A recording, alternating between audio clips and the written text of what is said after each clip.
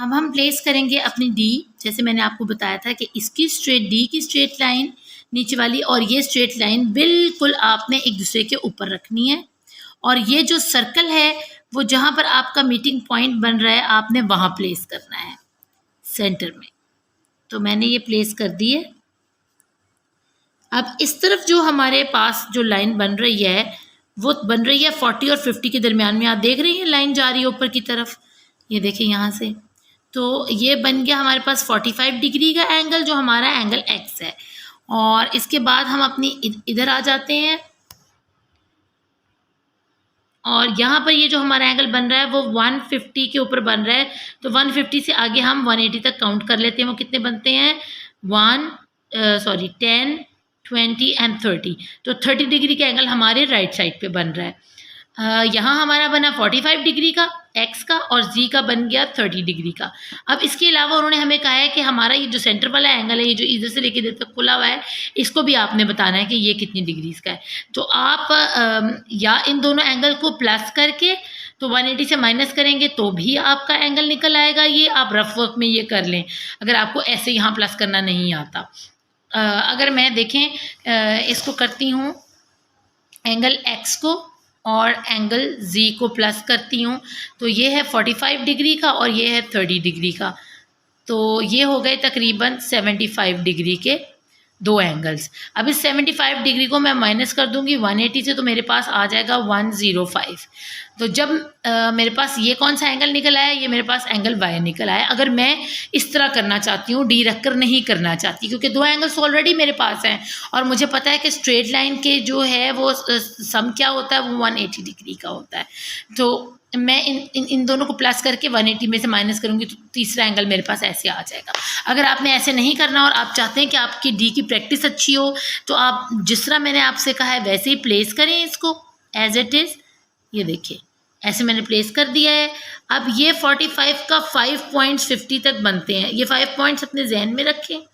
इसके बाद गिनना शुरू करें। 10-10 की आप जंप करेंगे। 10 का टेबल इसके ऊपर चलता है क्योंकि 10-10 का गैप है इसके अंदर। तो 10, 20, 30, 40, 50 और ये हो गया 60, 70, 80, 90 और ये 100 हो गया ऐसे। और 5 पॉइंट्स जो इसके थे वो प्लस किए तो 105। तो हमारे पास बिल्कुल एक्यूरेट निकल आया। अब हमारे पास एंगल एक्स जो था वो क्या निकला था, इधर वाला एंगल वो निकला था 45 डिग्री, वो हम यहाँ लिख देंगे। अब ये वाला जी एंगल कितने का निकला था, वो निकला था 30 डिग्री, वो हमने यहाँ लिख दिया। और ये वाई एंगल कितने का निकला, आप इन दोनों को प्लस करेंगे तो ये बन जाएगा 75। 180 से माइनस करेंगे तो निकल आएंगे आपके पास 105, या आप डी से काउंट करके यहाँ लिख सकते हैं। मैंने आपको दोनों मेथड बता दी जो आपको इजी लगे। अब हमने इन सारी डिग्रीज को यहाँ काउंट किया तो एब्सोल्युटली हमारे पास क्या आंसर आना चाहिए, 180 डिग्री। अगर आप श्योर हैं कि आपने ये बिल्कुल निकाला तो आपका फिर ये 180 डिग्री बनना बहुत ज़रूरी है।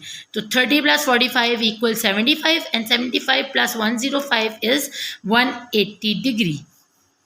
तो आप यही वाले एंगल्स दोबारा यहाँ राइट डाउन करेंगे। Angle x is 45, 105 is why and 30 degree is angle G. तो हमारे पास टोटल मिलाकर जो निकला है वो है 180 डिग्री। अब हम पेज नंबर 241 पर आगे जो उन्होंने एक्सरसाइज हमें क्वेश्चन नंबर 4 करके दिया हुआ है वो देख लें। आपको अब आगे जैसे जैसे आप जाएंगे आपको आसानी होनी शुरू हो जाएगी। आपको सिर्फ डी की वहाँ ज़रूरत होगी जहाँ पर अगर आपके पास कोई यहाँ पर एंगल लिखा हुआ नहीं है। अगर आपके पास कोई एंगल लिखा हुआ है तो सिंपली बच्चों आपने डी के चक्कर में नहीं पड़ना। आपने इजीली, अगर 2 एंगल्स के बारे में पूछा है तो फिर आपको डी की बिल्कुल ज़रूरत नहीं है। और हाँ, अगर 3 एंगल्स हैं तो मे बी आप डी, अगर वो डी यूज़ कर सकते हैं। अगर आपको नहीं लगता मुश्किल उसको यूज़ करना तो इट्स अप टू यू। तो अब जैसे मैंने आपको बताया स्ट्रेट लाइन है और स्ट्रेट लाइन का क्या होगा एंगल, 180 डिग्री का टोटल उसका होता है या सम उसका 180 डिग्री होता है। आपके पास कौन सा अवेलेबल है इस वक्त, आपके पास ये वाला एंगल अवेलेबल है विच इज़, एंगल कहाँ बन रहा है, बी पर बन रहा है। तो हम बी को सेंटर में रखेंगे, कहेंगे A B D. Angle A B D is equal है 110 के या 110 डिग्री के। तो अब एंगल हमने बताना है डी बी सी या ABD बता दें, इसको कोई भी आप नाम दे सकते हैं, और एंगल X भी आप इसको कह सकते हैं, सॉरी DBC, या इसको एंगल X, उन्होंने एंगल X कह के इसको कहा है कि फाइंड आउट करें, या हम इसको DBC का भी नाम दे सकते हैं या CBD का भी नाम दे सकते हैं। तो क्योंकि उन्होंने हमें कहा कि एंगल X, तो हम इसको एंगल X ही बोलेंगे। जब 180 डिग्री में से माइनस किए 110 डिग्रीज, तो आपके पास क्या आंसर आ गया, 70 डिग्रीज। इसी तरह ये बाकी सारे क्वेश्चन आपने करने हैं, विच इज़ वेरी ईजी। आपने देखें ये 35 डिग्री आपके पास है, आपको पता है आपने एंगल Y मालूम करना है और स्ट्रेट लाइन है, तो सम आ गया 180 डिग्री, माइनस आपने क्या किया, जो आपके पास गिवन है एंगल वो है 35 डिग्रीज का। तो 35 माइनस जब 1 होगा, 180 माइनस 35 इक्वल हो जाएगा 45 डिग्रीज के,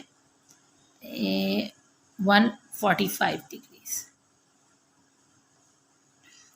अब इसी तरह उन्होंने आपको यहाँ दिया है कि PQR is a straight line, find Z। तो PQR जो है, PQR ये एक स्ट्रेट लाइन है, इसका सम क्या है, 180 डिग्री। तो आप फाइंड आउट करें कि 42 डिग्री आपके पास एक गिवन है।